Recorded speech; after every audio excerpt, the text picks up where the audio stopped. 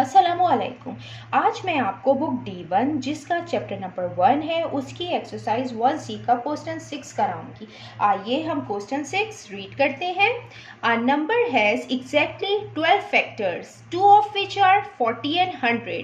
List all the factors of the number. Question में हमें given है कि एक नंबर है जिसके एग्जैक्टली 12 फैक्टर्स हैं, जिसमें से 2 फैक्टर्स हमें यहाँ गिवन है 40 और 100, और बाकी फैक्टर्स हमें यहाँ पे फाइंड करने हैं। तो सब फैक्टर फाइंड करने के लिए हमें नंबर भी फाइंड करना होगा कि अगर ये दो उसके फैक्टर्स हैं तो ये दोनों उसको कम्प्लीटली डिवाइड कर रहे होंगे, तो वो नंबर इन दोनों का लोवेस्ट कॉमन मल्टीपल होगा।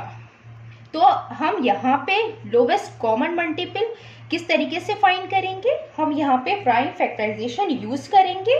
सबसे पहले हम 40 के प्राइम फैक्टर्स मालूम करेंगे, फिर हम 100 के प्राइम फैक्टर्स फाइंड करेंगे। इस तरीके से करेंगे।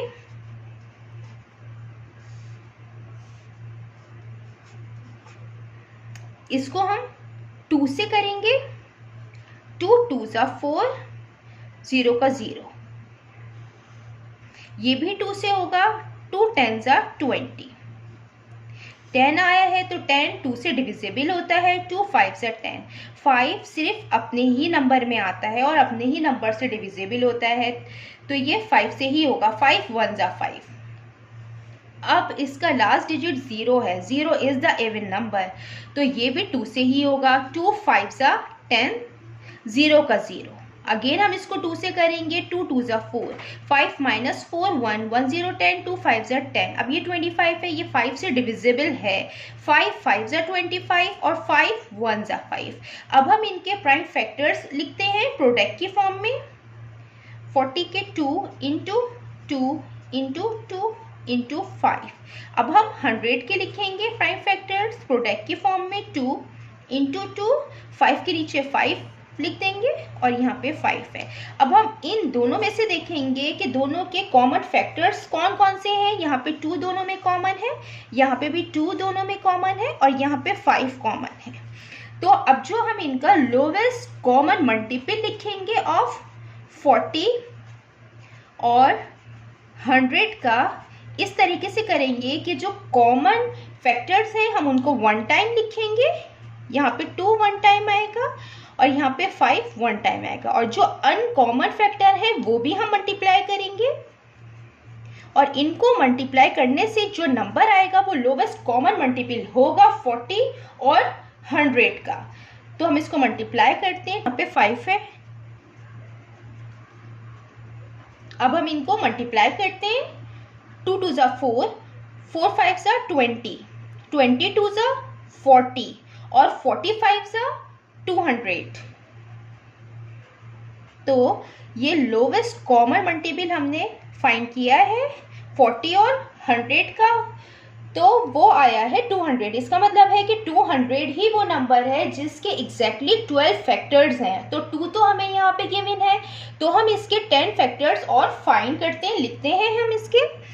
तो 200 का 1 फैक्टर होगा, क्योंकि 1 तो हर नंबर का फैक्टर होता है। तो जब हम 1 को 200 से मल्टीप्लाई करेंगे तो 200 ही आएगा, तो 200 भी इसका फैक्टर होगा, और ये 2 से भी डिविजिबल होता है, तो इसका मतलब है कि 2 भी इसका फैक्टर होगा। तो 2 10 ज़ा 20 होता है, तो 200 ज़ा 200 होगा। 3 से ये डिविजिबल नहीं होगा, तो 3 इसका फैक्टर नहीं होगा, तो 4 भी इसका फैक्टर होगा। 4 5 ज़ा 20 है, तो 4 50 ज़ा 200। 5 भी इसका फैक्टर होगा।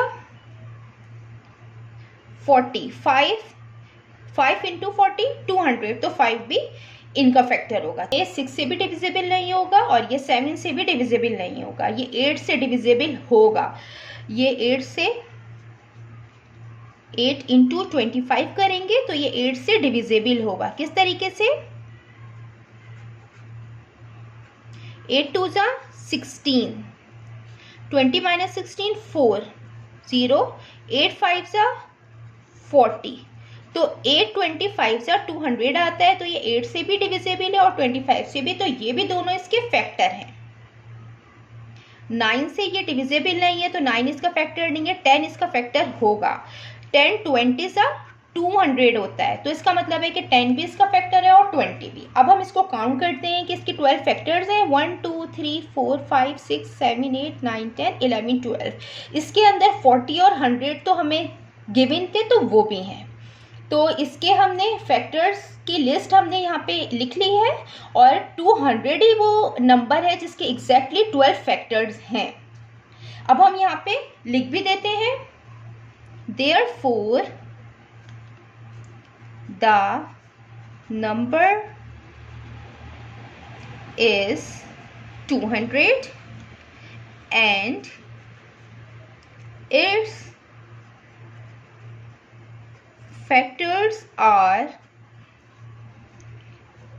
1 2 4 5 8 10 20 25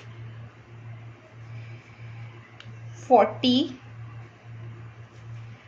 50 100 and 200। ये हमने इसके यहाँ पे फैक्टर्स भी लिख दिए हैं। जितना मैंने एक्सप्लेन किया है, अगर कोई भी क्वेरी है तो आप कमेंट्स में मुझसे पूछ सकते हैं। अल्लाह हाफिज़।